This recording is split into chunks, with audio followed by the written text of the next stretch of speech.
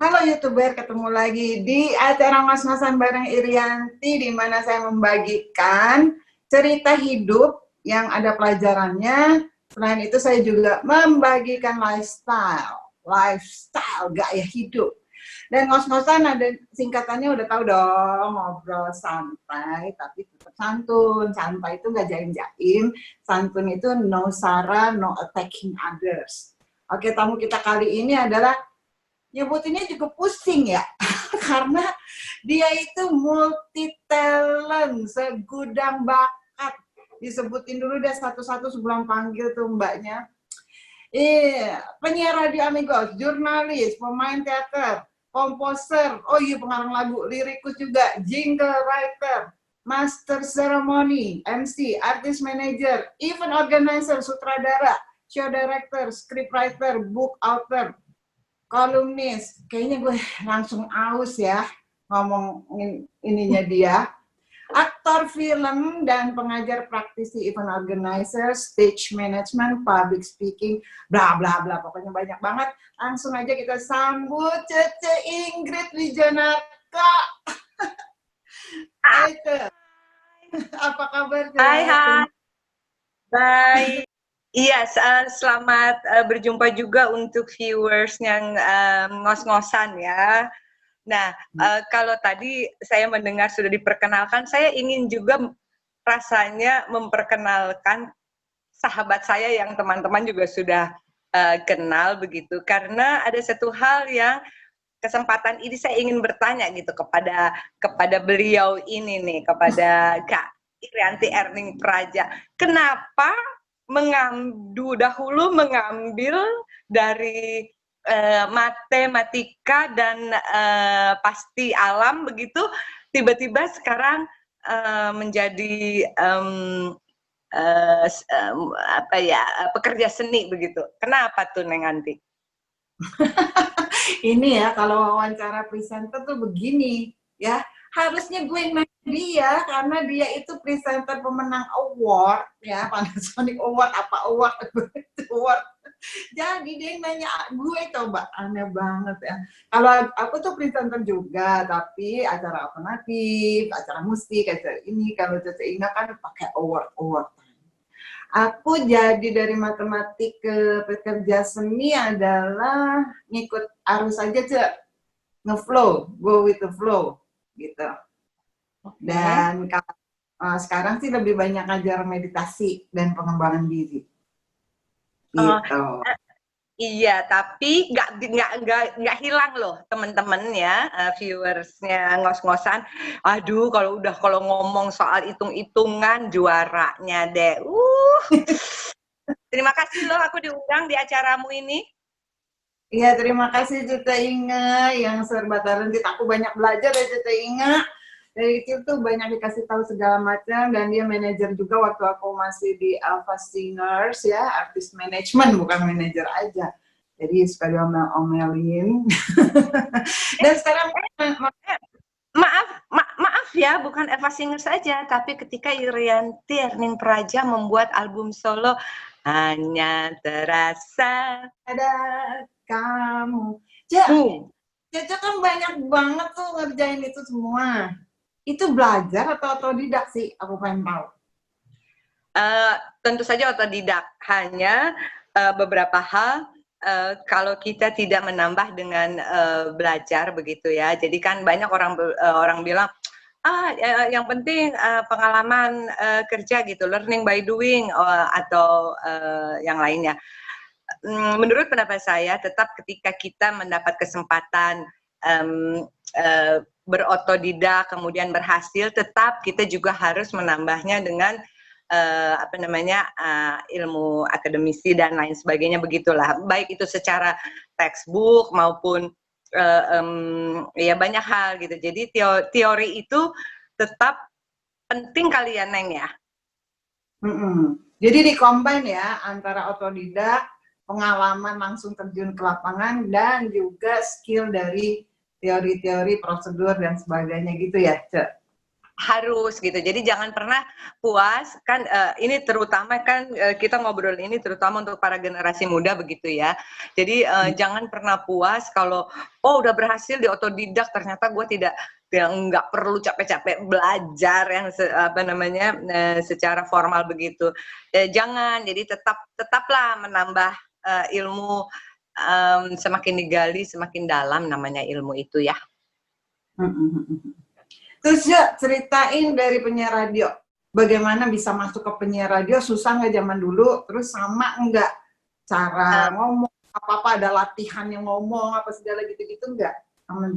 Sangat berbeda.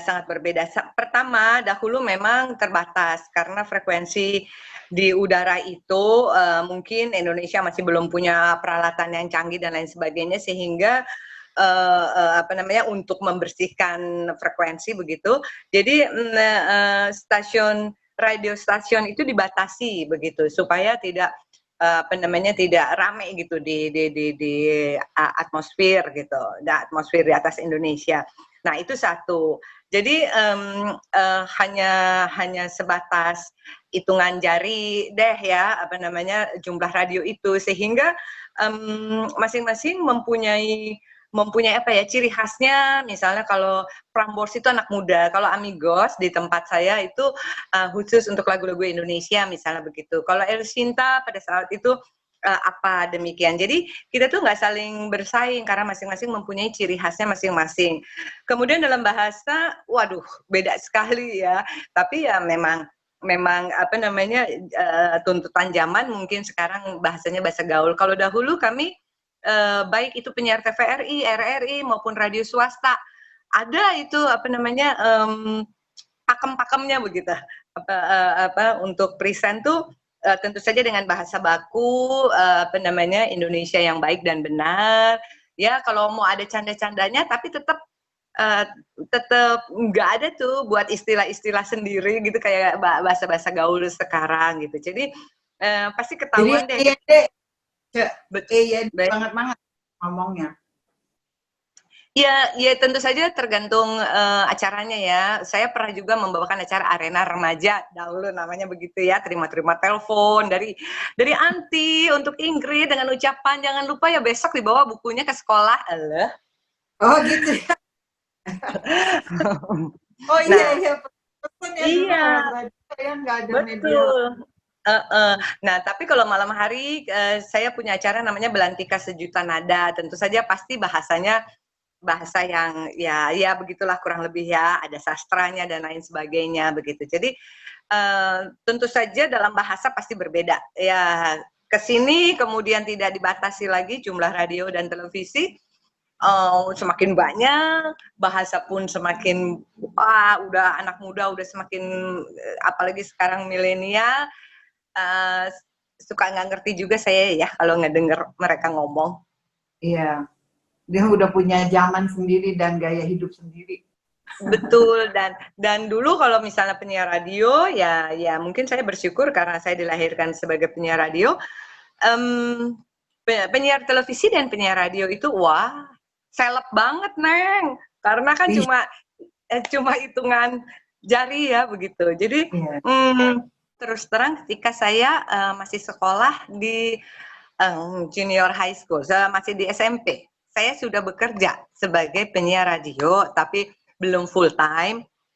Dulu dibayarnya 1 bulan 5.000 perak, Neng. Kalau sekarang hitungannya berapa ya?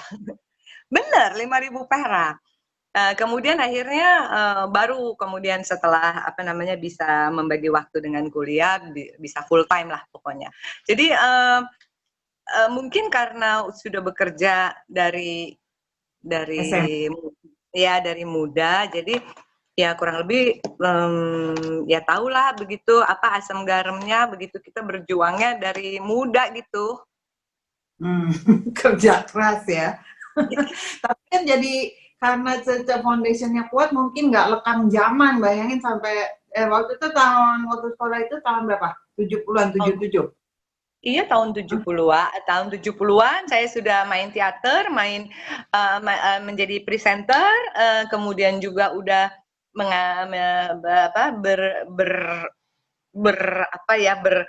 berkecimpung di dunia musik sehingga saya mengikuti lomba cipta lagu remaja Prambors di tahun 76-77 bersama teman-teman seperti seangkatan saya itu adalah Mas James F. Tunda, Pahama, Chris Manusama dan lain sebagainya gitu.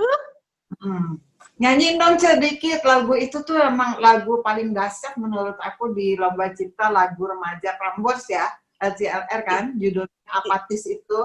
Lagu karangan keren banget loh. Ya Allah. Dikit Saya aja. Apa? Dikit aja. Roda-roda.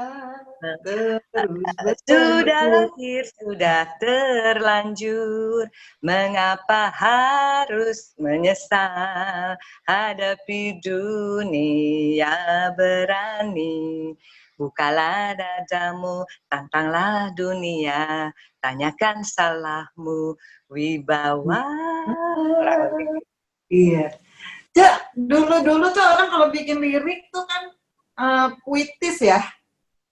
Ya, Caca waktu bikin lirik itu perlu pergi ke tempat khusus gitu atau bisa di mana saja? Iya, karena saya orang jalanan. Waduh, orang jalanan. Maksudnya orang jalanan tuh ya karena udah sering ke Gelanggang Remaja Bulungan, sering untuk latihan teater, kemudian sering dari radio ke radio, udah jalan-jalan sehingga inspirasi itu datang karena kita memang harus banyak adventurir, jalan, melihat suasana, melihat kiri, melihat ke kanan, melihat nenek-nenek di depan, melihat ada orang jual cincau lagi jalan, begitu. Jadi sih mendapat inspirasi yang begitu dahsyat, yang begitu banyaknya di alam ini tanpa harus menyendiri, nyepi begitu, naluri aja yang berjalan gitu. Jadi kalau kita explore dan memperhatikan dunia sekitar, kita akan mendapat inspirasi ya, cerita tentang betapa susahnya nenek-nenek ini, pokoknya sosial lah ya.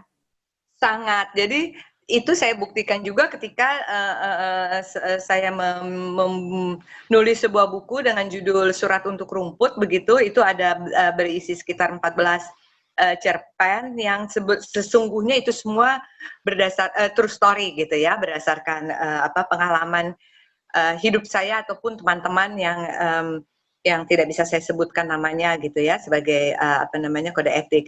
Nah, yang tadi saya bilang orang cincau itu, gerobak cincau, dia lagi jalan, saya jalan kaki gitu ke Kemang. Tiba-tiba saya itu udah menjelang maghrib, saya melihat gitu bapak-bapak itu, aduh kok udah jam segini, udah jam 5:30 dia masih dorong gerobak cincau gitu, Neng. Nah terus ya mulailah gitu kan ya, iba hati saya, cepet-cepet saya lari, pak gitu. Itu apa cincau hijau? Kebetulan saya juga suka cincau hijau. Dia tuh masih ini loh, ngelenengin belnya itu loh yang dipegangannya tuh, Neng, bel yang gede kayak bel. Terus jadi betul, ya udah saya beli Pak gitu kan ya, saya beli satu. Terus bapak-bapak itu membuka pintu yang di bawah gerobaknya tuh lah, kan suka ada pintu tuh, yang pintu ya di depannya dia itu dia ngambil tempat gitu plastik. Tempat penyimpanannya dia. Bener. Terus dia tanya, Bu, anaknya berapa gitu? Dalam hati gue, kampret. Gue belum kawin, udah nanyain anak gitu kan ya. Ini udah kesel tuh aku ya. Terus jadi aku asal jawab aja, 2 gitu kan. Aku bilang gitu, 2. You know what? Dia keluarkan 2 plastik cincau, dia kasih ke aku, kemudian dia jalan. Sementara aku ngasih, kalau nggak salah, berapa ya sih, misalnya 5.000 perak, untuk satu plastik, kan plastik tuh, plastik cincau. Kemudian dia pergi. Mak, jelek nggak hatiku, Neng? Nah, bahwasanya kita kadang iba kepada orang, ternyata orang itu lebih iba kepada kita. Jadi jangan pernah merasa bahwa kita ini lebih baik daripada orang lain. Ternyata orang lain itu lebih baik kepada saya. Gitu loh, Neng. Itu kisah penjual cincau. Itu salah satu yang paling memberikan, aku jadi pengen nangis. Itu salah satu yang memberikan momen, termasuk momen yang jelek banget di hati Cece Inga, sehingga Cece Inga bikin cerita itu ke buku cerpen?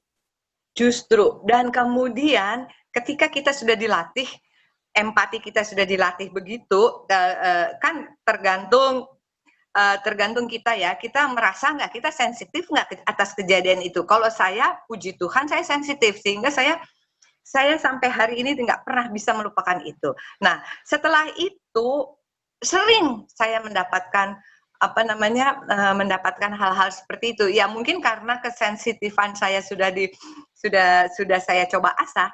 Jadi banyak sekali orang yang kita sangka, oh dia pasti nggak punya uang begitu ya. Semiskin-miskinnya kita, nggak punyanya kita, oh ternyata ada yang lebih punya dari dia. Tapi ternyata dia yang memberikan kepada kita. Wah itu sering terjadi, Neng, itu bener. Jadi kita nggak bisa ya menjudge orang dari look-nya, dari penampilannya kayaknya susah, apalagi udah tua, dorong-dorong dan sebagainya. Ternyata hatinya lebih emas dan dia mungkin lebih kaya daripada kita karena dia merasa kaya, ya kan? Ada orang yang punya $1 juta tapi miskin karena merasa miskin gitu. Betul, dan itu yang disebut dengan kaya hati. Kita memilih kaya harta atau kaya hati. Akhirnya ya udah, saya pikir saya juga akan mengejar kaya hati deh begitu ya. Jadi kalau saya tidak punya harta, mudah-mudahan Tuhan menghitung hati saya begitu. Nggak punya duit bokeh zaman COVID aja, kemarin aku ditraktir loh YouTuber.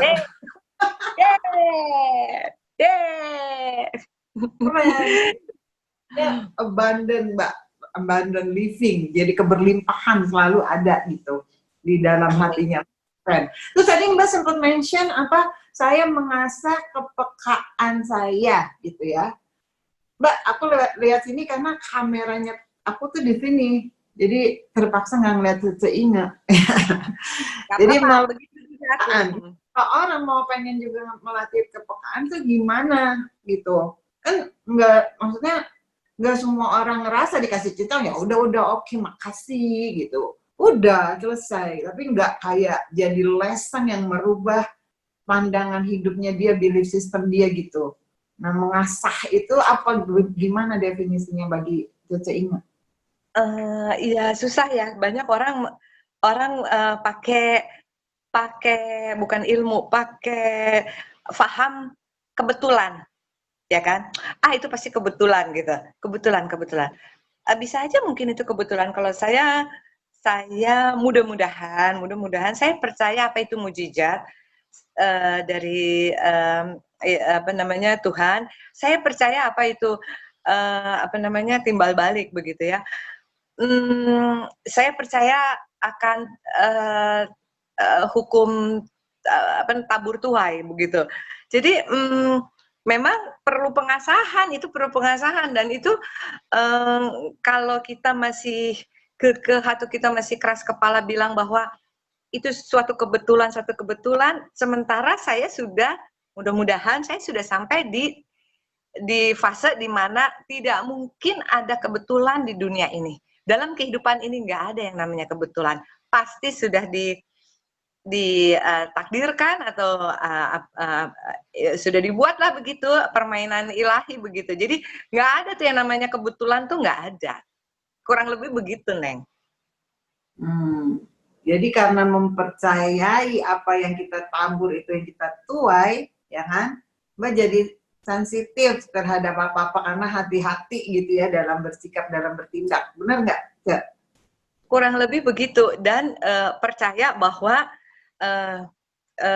ya kalau sama kita bilang misalnya di atas langit ada langit lagi, di bawah kita, di bawah tanah ada tanah lagi begitu ya. Kita juga nggak tahu ada kehidupan di jauh di dalam dasar tanah ini, bumi ini begitu. Jadi kalau kita merasa susah, jangan lebay deh, masih ada lagi yang lebih susah dari kita gitu. Jangan sok demo demo ini susah, bilang ya Allah bukan lu aja kali yang susah gitu, misalnya kalau kita ngelihat misalnya nggak usah demo juga Emang kalau demo gitu terus oke gitu, lu oke gitu kalau udah demo gitu. Ya intinya jangan mengeluh lah ya hidup ya, karena semua orang juga mengalami kesulitan gitu. Dalam Sangat. setiap hidupnya pasti ada kesulitan dan kesenangan juga. Terus Cak, sekarang kita ke jurnalis ya, jurnalis. Kan kalau sekarang kan semua orang jadi jurnalis sebenarnya. Jurnalis-jurnalisan, karena semua orang menyebarkan berita. Nah kalau zaman dulu itu kan kayaknya strict banget kan jadi jurnalis. Pakem-pakem apa yang paling penting kalau zaman dulu dalam menyebarkan berita? Satu, dulu tuh kerasa bahwa Dewan Pers itu kerasa karena kami itu mempunyai kartu anggota begitu ya. Jadi dan untuk mendapatkan kartu anggota itu kita punya pelatihan dan lain sebagainya. Nggak mudah begitu. Kalau toh kita nggak bisa melewati pelatihan itu, paling tidak media yang mengirim kita untuk pelatihan tersebut. Nah, di pelatihan itu kan ada teori begitu. Walaupun ya kembali lagi ketika kita di lapangan pasti learning by doing dan banyak hal-hal yang sekarang setiap orang mempunyai karakter berbagai macam. Kalau kita menginterview orang kita nggak tahu triknya, orang itu ternyata pendiam. Ditanya iya, enggak. Mati nggak Neng kalau kamu misalnya interview orang begitu. Nah, gimana caranya kita bisa sampai dia keluar? Ada kayak begitu. Kemudian ada lagi kode etik jurnalistik. Ada yang disebut both side begitu. Banyak Apa? Both side? both kedua belah pihak. Both side. Both side. Ya. Ya. Nah, banyak saya perhatikan walaupun nggak semua yang tidak mau mengambil dari kedua belah pihak sehingga membuatlah berita-berita hoax dan lain sebagainya. Kemudian tidak ada klarifikasi dan lain sebagainya. Nah, dulu kita itu jurnalistik di Indonesia itu sangat kode etik itu sangat ditekankan dan diperhatikan begitu. Tapi ya memang tidak reformasi sekarang ini ya, mungkin bisa dibilang oh tidak bebas lah zaman dulu persnya, tapi apakah setelah misalnya sekarang dibebaskan kemudian menjadi menjadi brutal begitu di dunia jurnalistiknya. Jadi mungkin perlu diperhatikan juga. Ya jangan euforia ya, mentang-mentang udah boleh bebas, nggak punya ewu pakewu. Sopan santun dipekerti. Terus wawancara satu langsung judgement. Harusnya kan wartawan kalau nggak salah, aku juga sempet jadi wartawan Prodo sama pasar kita. Jadi kita kan memposisikan diri netral kan, lalu kita memberitakan dari pihak ini begini, dari pihak itu gitu. Kita nggak boleh kayak memihak gitu. Tapi kalau zaman sekarang tuh kayaknya, iya lo mau nyerang siapa, ya udah rame-rame media menyerang siapa gitu. Betul. Dari pihak yang lain. Betul. Dan satu lagi, nggak mau kerja, Neng. Maksudnya nggak mau kerja begini. Saya pernah gitu ya. Saya pernah diwawancarai pada saat setelah pergantian begitu, pergantian zaman, diwawancarai gitu oleh wartawan junior. Pas udah bla bla bla bla, oke gitu ya, udah ya Mas, saya udah ditunggu gitu, saya udah ditunggu di depan. Pada saat itu saya bersama Kang Yana dan lain sebagainya. Ada ayo Cuk gitu kan. Terus oh iya maaf Mbak sebentar, namanya siapa Mbak? Udah wawancara nggak tahu namanya, gila. Ini sungguh terjadi asli itu di Hotel Hilton zaman dulu. Pokoknya lagi banyak pada saat itu ya, menjelang reformasi, jadi banyak sekali orang gitu di lobi itu. Kebetulan wartawan-wartawan udah menunggu begitu ya, untuk mewawancarai anggota DPR dan lain sebagainya. Itu pokoknya 1-2 hari menjelang reformasi. Kan kesempatan mereka melihat saya dan teman-teman gitu. Saya terjebak, yang lain udah lari ke mobil, saya terjebak. Terus pokoknya dia pikir pasti nih artis apa. Udah bla bla bla bla bla, terakhir saya mau lari, maaf Mbak, namanya siapa? Pingin gampar nggak Neng? Terus kamu nggak nanya, saya jawabnya apa? Maaf Mbak, namanya siapa? Ani, saya bilang gitu. sekalian aja ya. Iya. Nah, itu kisah kami menyebutnya wartawan bodrek. Oh iya. Karena bikin pusing ya. Bodrek. Bodrek. Aja tadi sempat nyebutin Kang Yana, ada semua. Berarti kan itu di posisi lagi jadi manajer artis. Nah, ceritanya nih manajer artis. Pusing nggak sih? Semua orang kan selalu bilang kan, paling capek nih ngurus artis gitu. Nah, Caca jujur deh, walaupun kita temen deket ya, capek nggak sih? Maksudnya bagaimana menghandle-nya lah dengan bahasa lainnya gitu deh. Saya membuktikan, pastinya Nenganti juga tahu, saya membuktikan bahwa sudah membuktikan bahwa saya tidak merasa susah karena begini, kalau kita menghandle sesuatu harus dengan cinta, dan pada saat itu saya belajar bahwasanya menjadi seorang manajer itu harus profesional. Bagaimana saya bisa menjalankan talenta saya yang lainnya jika ya setengah-setengah begitu ya. Jadi saya tidak menjalankan talenta saya 100% karena saya mencintai pekerjaan saya dan juga mencintai seni pada khususnya. Nah, saya nggak merasa susah, dan berbedanya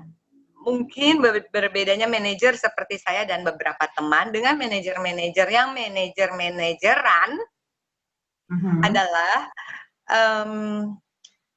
kami itu nggak cuma halo iya 10 juta iya mana iya yuk tanda tangan terus terima terus potong komisi udah selesai ya. Sebahagian manajer yang ada sekarang itu begitu, tapi kalau saya pribadi saya cari bajunya kan Neng, saya cari bajunya, saya mencari koreografer gimana caranya, kemudian mencari misalnya guru bahasa Inggris, kemudian mencari baju yang pantas baik sehari-hari maupun untuk show. Nanti tidurnya di mana, bagaimana cara pulang perginya, terus bahkan bergaulnya pun ya karena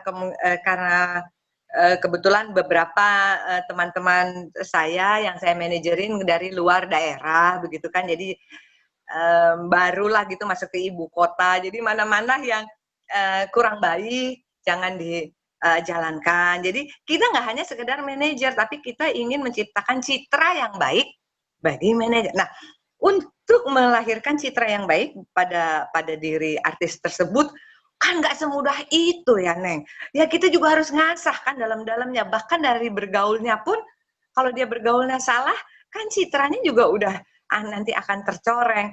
Jadi kurang lebih begitu. Sesungguhnya pekerjaan manajer itu bukan pekerjaan yang mudah, bukan pekerjaan yang ecek-ecek. Apalagi jika Anda melakukannya dengan sepenuh hati, dengan ajaran-ajaran worldwide gitu ya. Wah, saya merasakan saya dihargai oleh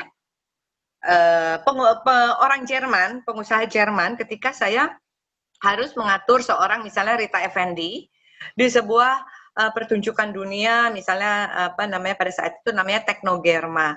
Nah, mereka itu tidak pernah sekalipun bicara dengan artis saya. Mereka selalu bicara dengan saya. Begitu juga kalau ada kesalahan, saya yang kena. Nah, itu perbedaannya. Di luar negeri itu mereka sangat menghargai yang disebut dengan manajer, artis manajer, production manager, dan lain sebagainya. Jadi selalu berbicara dengan the right man on the right job gitu ya, the right person on the right track-nya.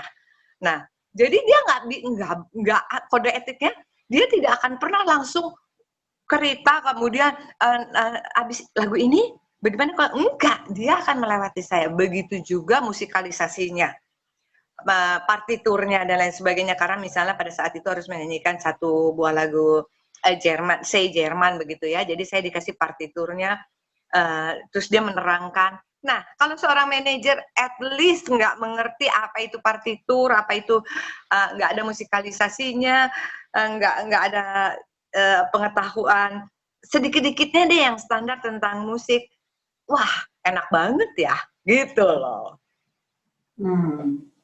Karena di luar negeri emang kalau artis ya udah difokuskan kepada artnya, ya kan, kepada musiknya, nyanyinya, pada performnya.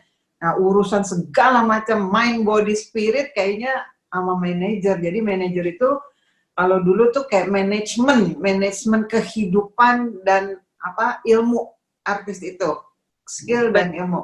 Sekarang tuh lebih bukannya berarti nggak ada, sekarang juga ada manajemen yang bagus, banyak juga. Betul.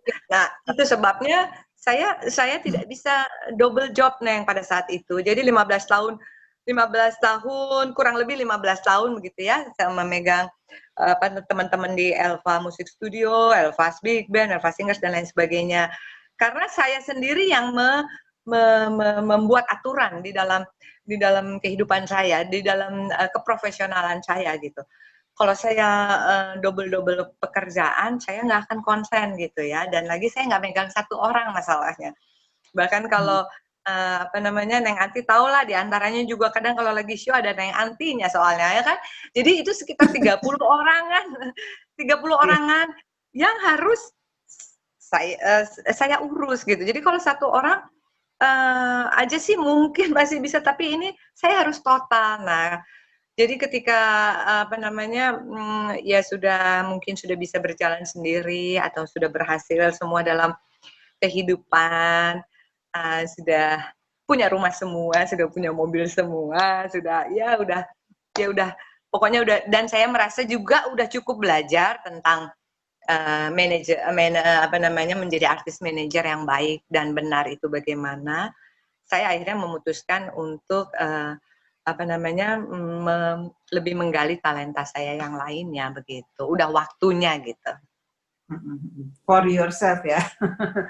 Ya, tadi ngomongin talenta, kan masih banyak nih. Ada Cece pernah main teater juga, ya kan?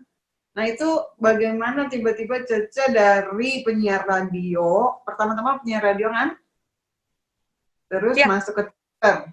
Karena ikut-ikutan lingkungan, apa karena memang ada passion ke situ? Beruntungnya kami yang hidup di zaman tersebut adalah gadget belum ada ya Neng ya, sehingga kegiatan ekstrakurikuler seperti teater, tari Jawa, di Senayan, pencak silat di Gelanggang Remaja Bulungan, ya itu teater juga, itu sangat diminati oleh para anak muda, para remaja, karena nggak ada yang namanya kegiatan lainnya, belum ada teknologi, belum ada juga kegiatan kayak softball atau apa, pokoknya yang kebarat-baratan begitu ya. Jadi kami beruntung, jadi kami bisa bersosialisasi. Jadi selain IQ, SQ dan EQ juga bisa berkembang begitu ya, karena itu juga ternyata sekarang memang dibutuhkan, bukan IQ saja, tetapi EQ dan SQ. Dengan kita bisa berkumpul dengan murid-murid yang latihan nari, les nari di Senayan 50 orang begitu, teman tambah banyak. Kemudian les pencak silat begitu, itu juga dijajarin gitu, kali ada 50-100 orang, temannya tambah banyak. Ya, jadi dari situ itu bersamaan sebenarnya paralel. Jadi ketika saya menjadi penyiar radio, saya juga sudah latihan teater. Dulu ada sanggar yang sampai sekarang juga masih terkenal, Sanggar Prativi, ya. Sanggar Prativi itu membuat banyak sandiwara radio dan juga di televisi gitu. Jadi dia punya babynya Sanggar Prativi itu namanya Sanggar Arena Kula. Disitulah saya berada di Sanggar Arena Kula, babynya Sanggar Prativi begitu. Jadi saya melewati masa remaja saya dengan belajar teater, yaitu pencak silat, tari di Senayan dan lain sebagainya. Jadi itu paralel. Akhirnya saya dari berlatih teater itu Kemudian tampillah di dulu televisi hanya TVRI dong. Nah, dulu sering ada fragmen, namanya fragmen atau sandiwara, ya kan, fragmen. Jadi kita sering bermain di situ. Lalu apa namanya, mulailah ada film-film. Saya dekat dengan, ya karena kita berteater, saya dekat dengan Pak Teguh Karya, Sanggar Teater Populer dan beberapa sanggar yang lainnya. Dan dari situ mulailah saya menjadi MC. Selain saya karena penyiar radio, menjadi Master of Ceremony itu terus terang pertama kali adalah desakan dari Pak Teguh Karya untuk menjadi pembawa MC di preview filmnya November 1828. Judul filmnya November 1828. Saya harus menjadi MC di Jakarta Theater dulu kalau kita preview film. Ya itu Mas Teguh Karya. Kemudian langsung Pak Mus Mualim dan Ibu Titi Puspa meminta saya untuk menjadi MC di kalau remajanya kan LCLR di FLPI, Festival Lagu Populer Indonesia, itu di RRI. Jadi kesempatan-kesempatan itu memang berjalan dengan sendirinya jika kita memang melakoninya dengan, ya karena aku begitu senang dengan teater, begitu senang dengan bekerja di radio, ya mungkin kan orang bisa ngelihat ya Neng ya, siapa yang mencintai dan siapa yang cuma ecek-ecek lah gitu. Jadi ditawarin ini, tawarin itu, tawarin ini, tawarin itu. Jadi Cece nggak nyari-nyari ya sebagai MC atau sebagai apa, awal-awalnya nggak nyari-nyari job kan? Kalau dulu kan cuma sedikit, Neng. Kita nggak nyari-nyari karena yang dicari sama orang itu ya cuma ketahuan siapa sih ya. Ya, jadi kalau sekarang ya kita harus nyari-nyari dong. Gitu ya, kalau sekarang wah saingannya banyak banget, belum yang muda-muda. Halo, ini Kerut mau dikemanain, mau bersaing sama yang muda-muda gitu kan. Nah, kalau dulu ya kebetulan kan tadi saya sudah bilang, karena penyiar radio ya terbatas, karena radionya juga terbatas, bintang film juga nggak semarak sekarang begitu, dan semuanya kalau dahulu bintang film itu pasti dilahirkan dari teater. Itu satu. Jadi nggak ada yang instan, tuh nggak ada. Benar-benar pendidikan dan latihan yang berat ya. Sungguh. Benar. Sungguh banget gitu. Jadi, aduh, nggak ada yang instan tuh nggak ada. Sekalipun pemain ciliknya atau kalau kan dahulu sering banyak Indonesia membuat film kolosal begitu ya. Bahkan figurannya segala macam nggak bisa diambil begitu. Nggak ada yang instan tuh nggak ada gitu. Sedikit lah, cuma 1-2 paling kalau urgent. Selebihnya itu pasti jebolan sanggar begitulah ya. Belajar dari teater. Ya, berikan contoh, Cok. Misalkan mau pagelaran apa gitu sama Teguh Karya, apa teater gitu. Latihannya berapa lama tuh satu judul gitu? Oh, kita dahulu juga sudah ada sih yang namanya disebut misalnya teater atau improvisasi atau lakon komedi, tergantung begitu ya. Dan juga tergantung saya bermainnya di sanggar mana. Kalau saya kan di Arena Kula, tapi kebetulan kalau misalnya kita ingin melihat atau gabung dengan teater populer, dengan Mas Teguh Karya atau dengan sutradara-sutradara lainnya. Ada dulu Teater September juga oleh Mas Ali Sahab. Itu Betawi, jadi mungkin lebih ringan begitu karena banyak improvisasinya. Banyak. Ya kalau Betawi lenong kan lebih banyak dikasih aja gitu. Kamu jadi ini terus pokoknya nanti ketemu habis itu, kurang lebih begitu ya. Tapi ada seperti misalnya teater-teater yang seperti Mas Willy, Mas Rendra, kemudian Mas Nano di teater koma itu pasti dengan skenario yang sudah pakem, karena kebanyakan juga mereka mengadaptasi dari naskah sakti luar negeri gitu ya, yang Ya, Nah betul. itu tapi bisa lama kan kalau di Suara Mardika tuh waktu aku dulu di Suara Mardika tuh mau pagelaran 1 tahun latihannya setiap hari sampai jam 12 malam. Apakah teater, aku kan nggak teater ya, apakah teater seberat itu juga nggak zaman dulu? Katanya kan juga berat ya kan?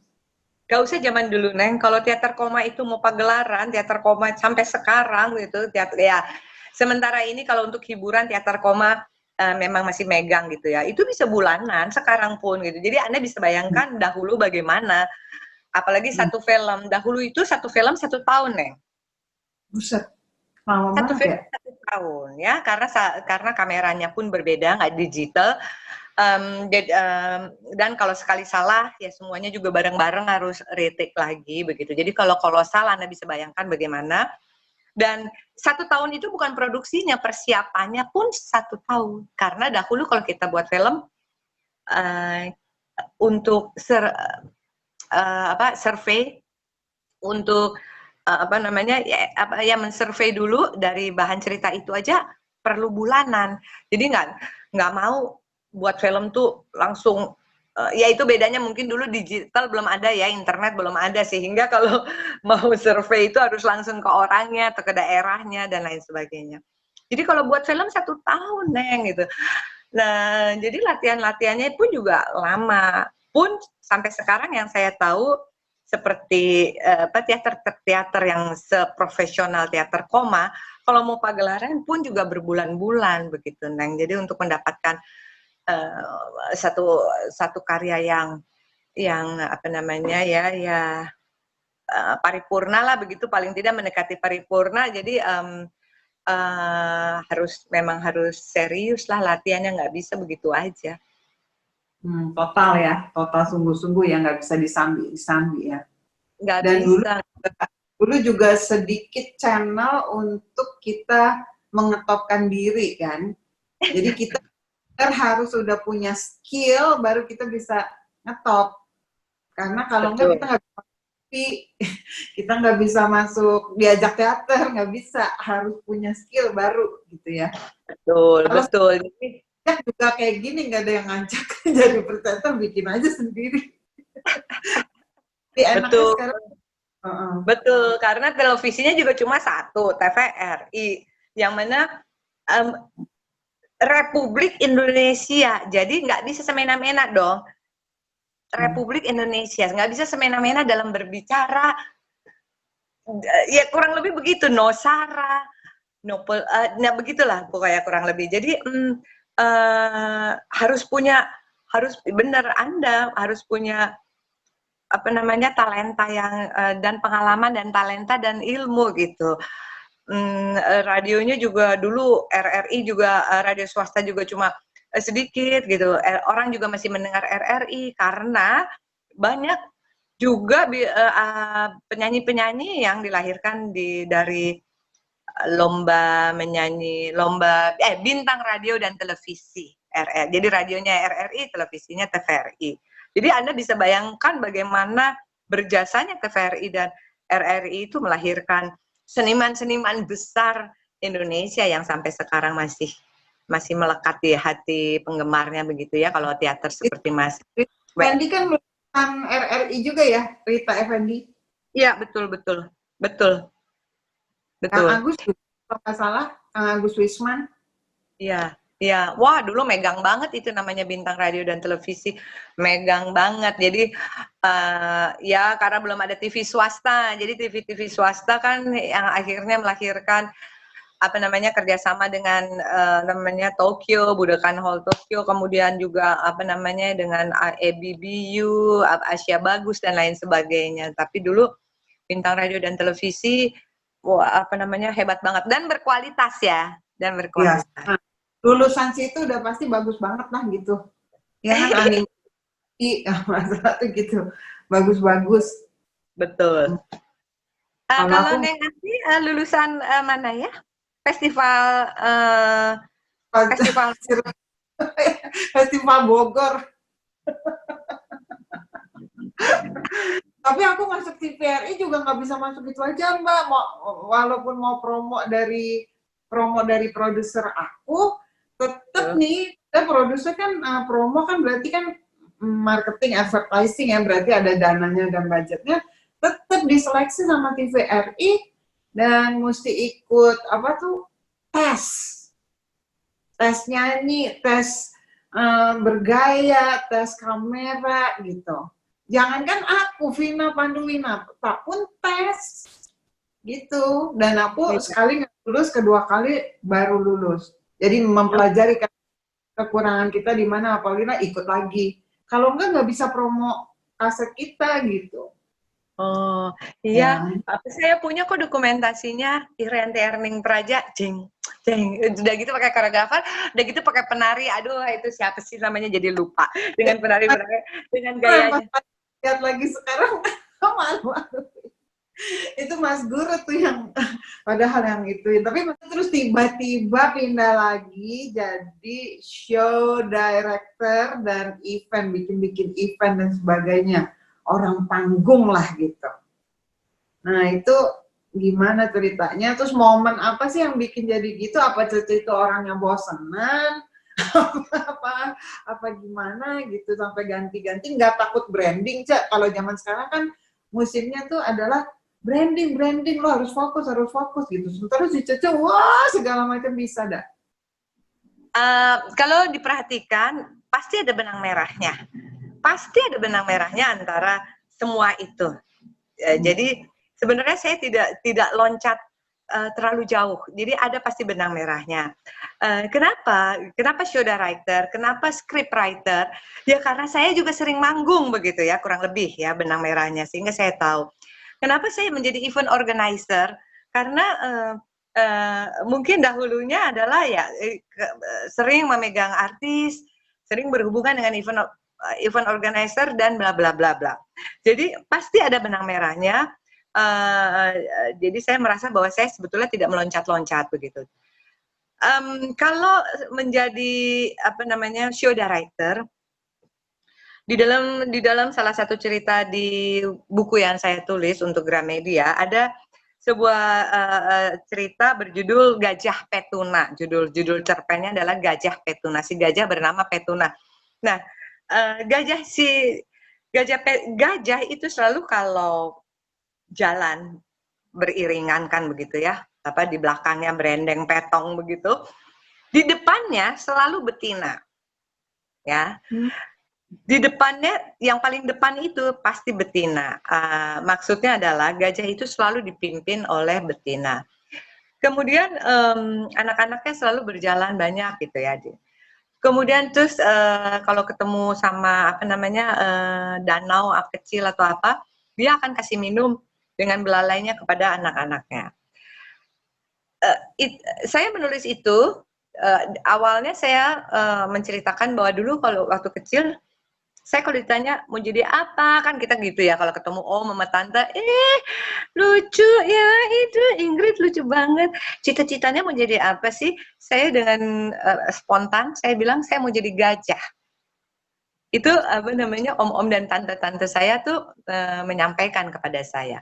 Saya tidak tahu kenapa. Ya saya senang melihat gajah pada waktu kecil itu.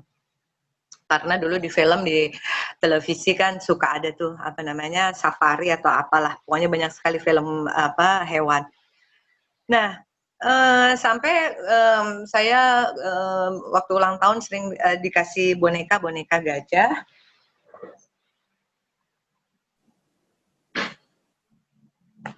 Ya, lucu banget. Sampai sekarang saya masih senang. Nah, jadi kenapa akhirnya kemudian saya membuat analisa, mungkin pasti Ibu Irianti ini yang ahli dalam psikologis gitu ya, bahwa hai para orang tua, ketika engkau berbicara dengan anak dan anak itu mengatakan sesuatu atau ingin menjadi apa, jangan ditertawakan. Dicarilah parameternya atau dicari kemana begitu dia akan larinya. Dan ternyata ada waktunya dalam kehidupan saya menjadi ya saya senang berleadership begitu. Saya karena kalau menjadi event organizer atau show director pasti banyak sekali tanggung jawab saya terhadap banyak orang. Mungkin lebih dari 50 orang kalau saya membuat sebuah event, dari para vendor, dari lighting, panggung, artisnya dan lain sebagainya, itu bisa lebih dari 50 orang. Belum lagi kalau acaranya itu di convention hall JCC, itu mungkin lebih dari 75 orang gitu yang saya harus kurang lebih saya harus mengasuh begitu, mengasuh dan memberikan nafkah, kurang lebih begitu. Jadi apa yang saya terima itu kan akan saya salurkan kepada mereka-mereka itu vendor, dan itu ternyata ya itunya pasti kau lebih paham deh, itu ada DNA-nya. Wah, saya baru dengar DNA dari Pak Viko kemarin dan Bu Irianti. Nah, jadi udah melekat dari kecil saya ingin jadi gajah. Jadi ketika ada kesempatan saya dipercaya menjadi event organizer atau show director, yang harus apa yang saya ngomong harus dijalankan oleh semua artis dan vendor, orang lighting, orang sound. Tolong ya soundnya nanti segini, tolong lightingnya nanti saya minta kalau si Irianti berdiri di sini saya minta begini. Semua mendengarkan saya, itu adalah cerminan dari seorang gajah petuna yang selalu berjalan paling depan. Kebetulan saya betina juga begitu. Jadi itu kurang lebih nyambungnya tuh ke sana, Neng, antara si gajah petuna dengan si kenapa memilih event organizer atau show director yang selalu melibatkan banyak orang. Jadi benang merahnya tuh dari kecil memang udah gitu ya, ngelit akhirnya memimpin lah atau menggiring, membawa jalan lah gitu. Tapi di depan kan artis manager di depan juga, show director, event organizer, semua, bahkan radio juga kan, presenter radio kan orang curhat, orang titip salam apa Mbak yang menyampaikan. Betul, gitu. Ya, itu ya jadi iya, tolong dibuatin itunya nanti ya, nanti Neng Anti buat buku tentang bagaimana pentingnya cita-cita seorang anak itu di kemudian hari akan ya mungkin akan terlaksana, tergantung kita bisa mengartikannya bagaimana. Karena saya akhirnya pada saat mungkin beberapa tahun sebelum saya buat buku tersebut, baru saya mengerti kenapa ya dulu kalau saya ditanya mau jadi gajah gitu, akhirnya saya beri judul tulisan saya itu Gajah Petuna begitu. Namanya Petuna, itu bonekanya Cece. Iya dong. Terus ya, dari sekian banyak kegiatanmu, ada nggak momen-momen yang benar-benar di bawah deh, dari secara psikologi maupun fisiologis, fisik maupun financially, tiba-tiba bersamaan gitu? Ada momen-momen seperti itu nggak? Ya mungkin kalau finansial saat-saat sekarang ini ya. Tetapi kalau pengalaman,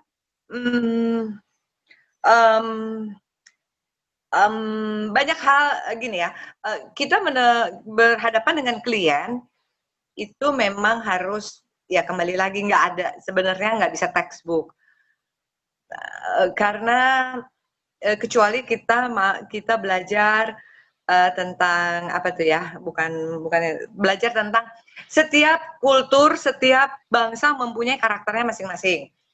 Misalnya misalnya ada dua bisnis Nosara, ada dua bangsa begitu yang terbiasa dengan laki-laki yang harus bekerja.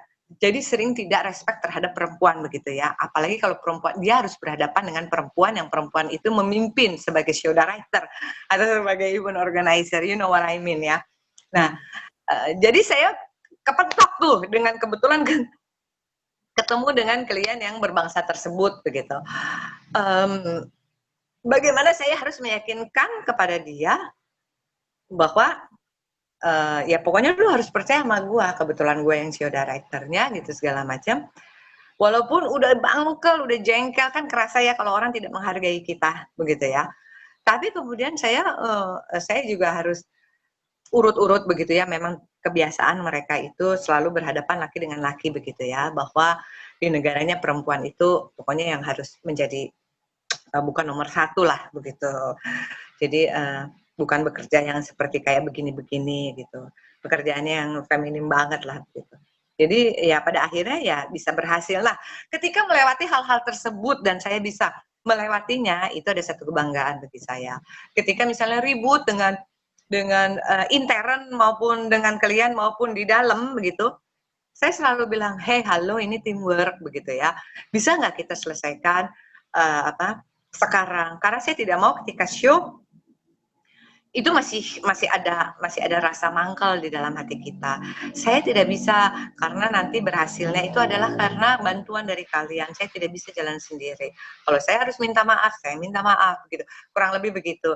Dan ketika semuanya kembali menjadi satu begitu, bahwa ini bekerja adalah untuk mulutnya banyak orang makan begitu. Jadi kita nggak bisa egois gitu. Jadi kita akhirnya bisa terlewati. Nah di situ saya merasa ya bahagialah begitu. Banyak sih pengalaman-pengalaman itu, tapi sebenarnya yang paling inti adalah bagaimana kita bisa melewatinya dengan baik dan benar gitu, Neng. Aku mau membacakan profesi Cece terkini. Waduh, apa profesi ya? Adalah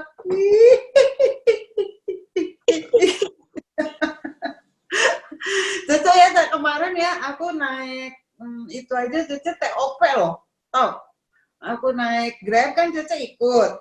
Iya. Dia kayaknya dia bisa. Kan negor Cece inget gitu. Sok kalem. Pas Cece udah turun, aku drop. Dia bener. nanya, Bu, itu Ibu Ingrid Wijanarko ya? Iya bener, kenapa tadi nggak ngomong? Wah, saya tapi mengenali, katanya suka main film-film. Gitu. Aduh, aku jadi kalaupun engkau adalah hantu, kalau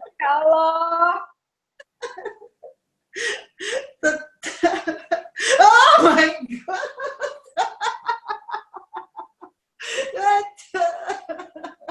emang cocok.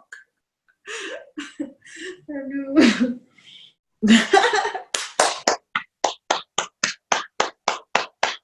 Nggak usah ngomong, udah serem, Cek.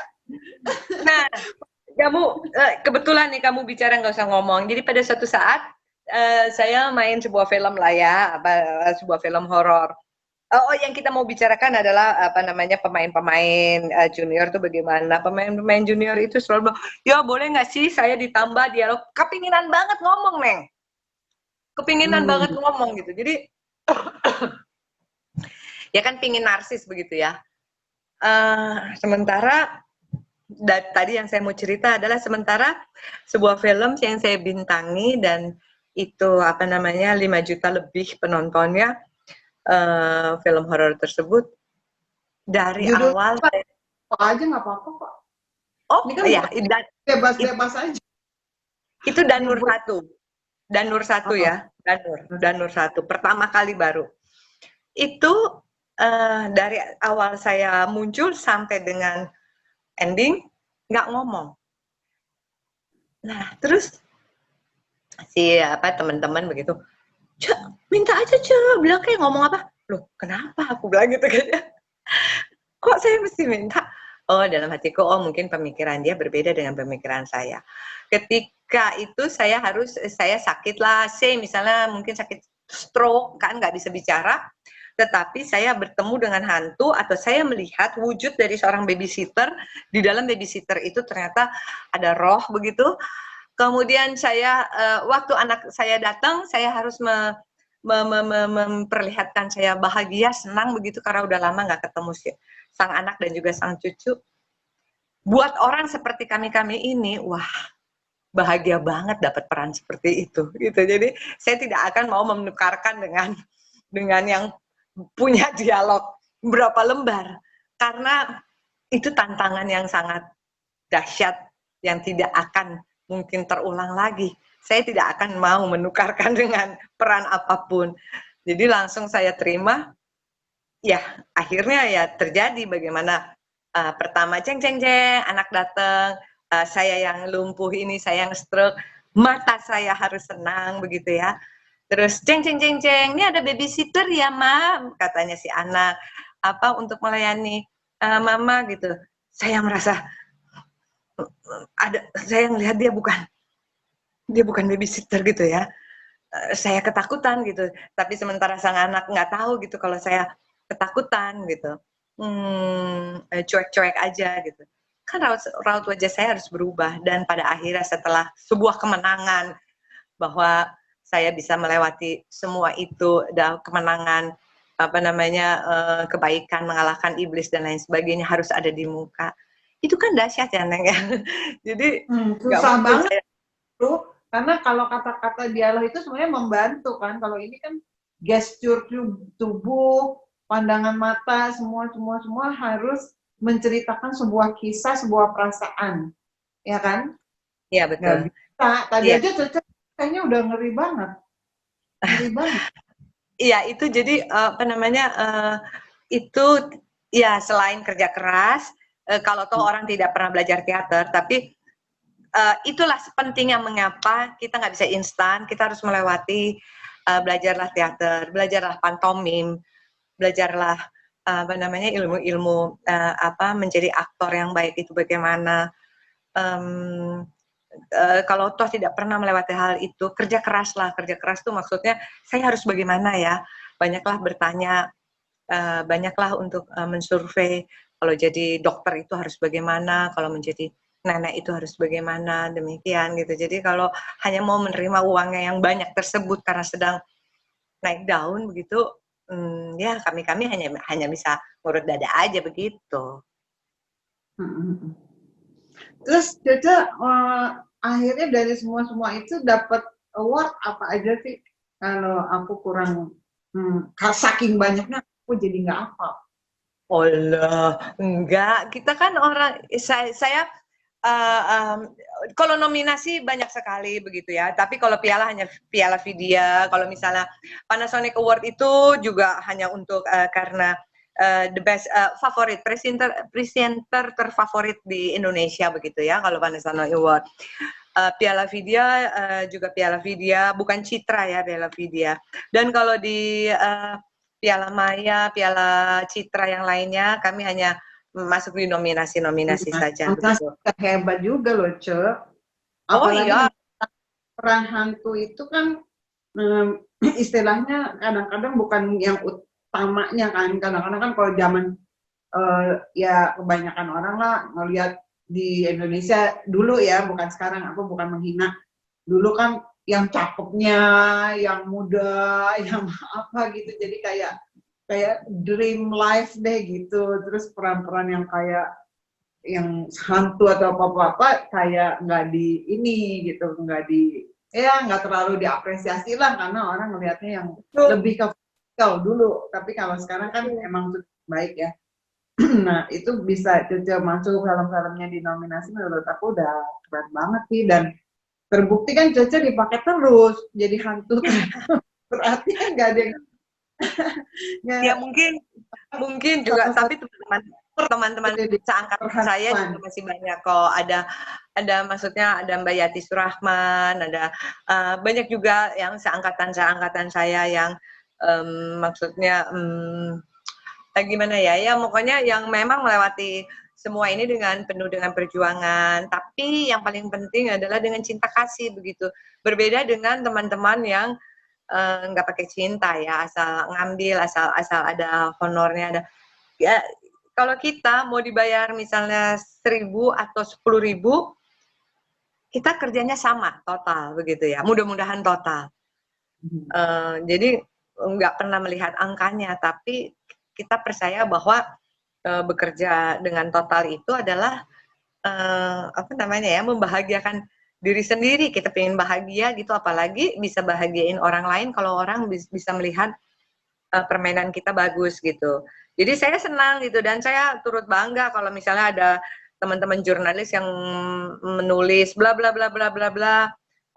Pokoknya misalnya paling menonjol, walaupun bukan pemain utama tapi paling menonjol adalah kemudian nama kami disebut, kan bangga ya. Artinya oh berarti bisa diperhitungkan oleh orang lain. Kita berarti benar mainnya nggak asal main, jadi benar dengan dedikasi dan cinta gitu.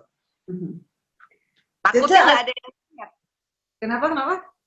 Takutnya tidak ada yang perhatiin, ternyata banyak yang memperhatikan gitu loh. Jadi ketika saya membaca beberapa wartawan film menulis begitu, oh ternyata ada yang memperhatikan ya. Buat kita kebahagiaan aja. Nah, Caca ada ini nggak, ada idola hantunya? Jadi kayak misalkan yang paling cetar dengan perhororan kan dulu Ibu Susana misalkan gitu. Apakah Caca punya idola nggak di perhantuan ini, di sebagai artis yang memerankan hantu? Soalnya tokohnya beda-beda ya, tokoh-tokoh apa namanya, tokoh perhantuannya begitu beda-beda. Jadi saya berusaha untuk ya tentu saja saya sangat menghormati Ibu Susana, sangat-sangat menghormati dan mengikuti apa namanya jejak pengalaman hidupnya begitu, dari lebih banyak dari berhadapan dengan sutradara itu bagaimana, dengan pemain lain bagaimana, ke apa dedikasinya terhadap dunia film.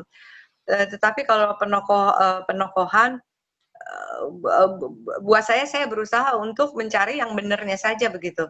Jadi kalau harus jadi misalnya orang gila begitu ya, orang gila yang ya saya betul-betul berusaha untuk menjadi orang gila, bukannya bintang film yang pernah menjadi orang gila atau apa namanya pemain. Saya berusaha jadi orang gila. Udah gila. Ya itu Pak, itu maksud saya. Kayaknya ini ada gila.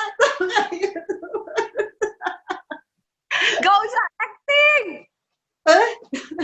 Gak usah acting. Kalau untuk orang gila gak usah acting. Memang udah gila. Nah, jadi tapi tadi kita kan bilang ya belajari, survei, mengetahui. Nah, kalau hantu kan mempelajarinya gimana gitu? Apa Caca pernah lihat hantu memang dalam kehidupannya apa gimana? Enggak, saya sering diminta ke apa namanya kalau lagi main horor kan pasti ada ahlinya begitu yang datang gitu. Mbak Ikrit mau dibuka cakranya atau mau supaya bisa lihat, nggak usah deh Mas, terima kasih begitu kan. Nah, maksud saya pengalaman walaupun tidak mempunyai pengalaman yang realis begitu, ya kan pastinya kita pendalaman kan ada lah ya. Cerita-cerita, mengikuti cerita-cerita, dan juga pendalaman imajinasi secara versi Ingrid Wijanarko begitu. Saya mengimajinasi ketika saya membaca, saya selalu membaca dahulu sebelum datang reading pertama atau rapat pertama. Mungkin itu bedanya dengan para junior ya. Di depan kamera aja saya sering baca di depan kamera, udah tik tuh.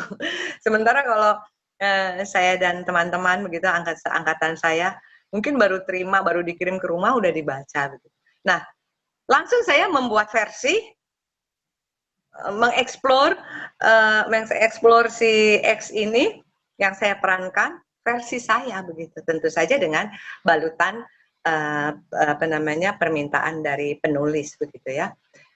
Tapi ya versi saya sih, itu sebabnya tadi saya agak susah menjawab penokohan di Indonesia kira-kira siapa. Kalau mengidolakan iya, mengikuti jejak perjalanan perjuangannya iya, saya kepada Ibu Susana begitu.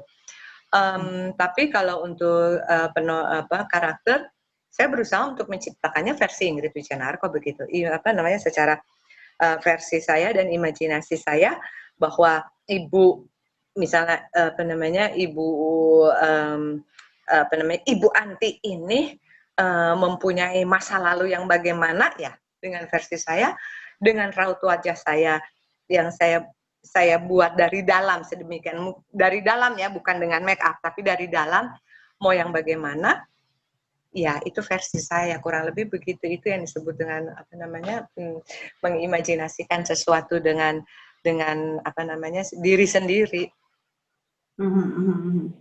Ya, ini udah sejam lebih ya, tapi masih ada nggak lesson dari segudang talent yang Cece udah jalani, ataupun ada profesi yang masih belum terceritakan, nggak apa-apa karena ini nggak ada batas waktunya juga. Anyway, saya bersyukur karena saya akhirnya bisa menjadi pengajar praktisi.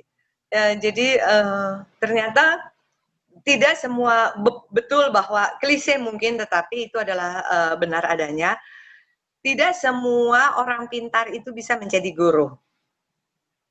Tidak semua orang yang tidak pintar tidak bisa menjadi guru.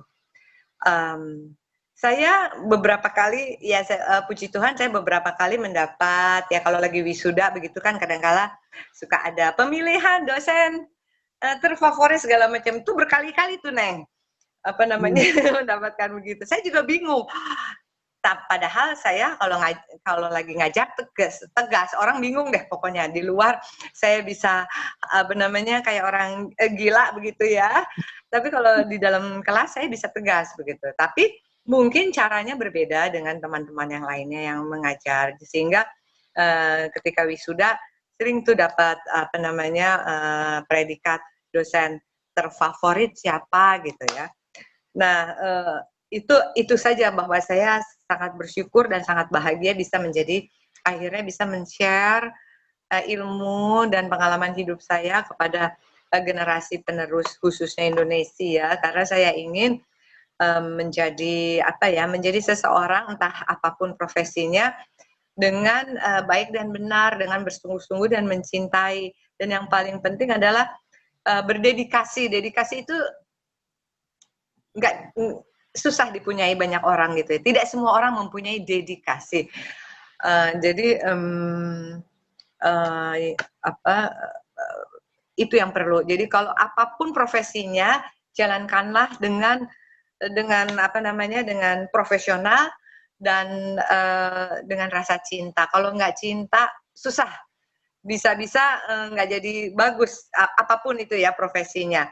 Jadi kalau lagi bete segala macam karena nggak cinta, jadinya waktu misalnya waktu berakting, wah kacau balau, atau nggak apal jadinya dialognya gitu, karena bete. Tapi kalau kita dengan cinta di rumah bete, itu langsung berubah. Langsung Ingrid Wijanarko berubah menjadi Ibu Andi misalnya begitu kan. Karena udah automatically. Gitu, karena dengan cinta, ya kurang lebih begitu. Jadi mungkin itu aja, bahwasanya saya bersyukur saya bisa menjadi pengajar praktisi gitu. Baiklah, Cica ingat, nggak berasa banget sejam lebih, dan nggak tahu nih aku mewawancara presenter, pertanyaanku bener apa enggak. Itu santai. Jadi kamu tidak terasa kamu telah mewawancarai saya dan kamu telah menyolong banyak sekali catatan-catatan hidup saya ya. Tak terasa aku telah membuka rahasia hidup. Gajah. Betuna. Baik, terima kasih sekali udah hadir di acara ngos-ngosan, ngobrol santai dan santun bareng Irian Tianing Praja. Terima kasih juga live lessonnya yang Cica bagikan, luar biasa sekali segudang talenta itu. Tapi inti dari semua adalah love, ya. Assalamualaikum. Terima kasih, love you. Assalamualaikum. Udah ya, aku love ya.